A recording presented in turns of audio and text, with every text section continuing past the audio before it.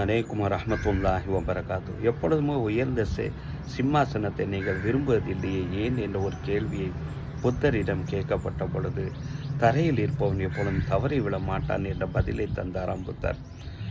பெருமை என்ற உயரிய சிம்மாசனத்தை தலைக்கு ஏற்றி வைத்து விட்டால் எப்பொழுது வேண்டாலும் ஒரு மனுஷன் தவறில் விழுந்து விடலாம் என்பதை மறைமுகமாக சொல்லக்கூடிய வாதம் தான் இது.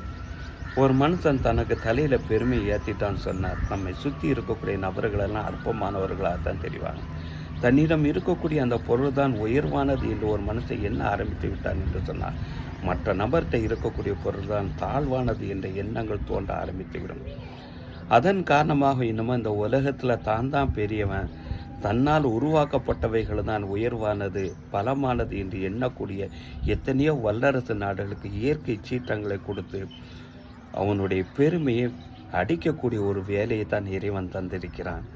இது நமக்கும் உள்ளான ஒரு படிப்பினைகள்.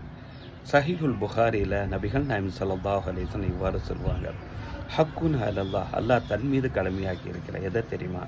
அல்லாஹ் எரத்தாஃபி அஷையும் மின துன்யா, இந்த உலகத்தில் எதெல்லாம் தன்னை உயர்வாக உயர்த்தி கொண்டு இருக்கிறது அத்தனை எல்லா விஷயத்தையுமே இல்லாவதாக அதை தாழ்த்துவதை இறைவன் தன் மீது கடமையாக வைத்துள்ளான் என்றார்கள் நபிகள் நாயகம் ஸல்லல்லாஹு அலைஹி வஸல்லம்.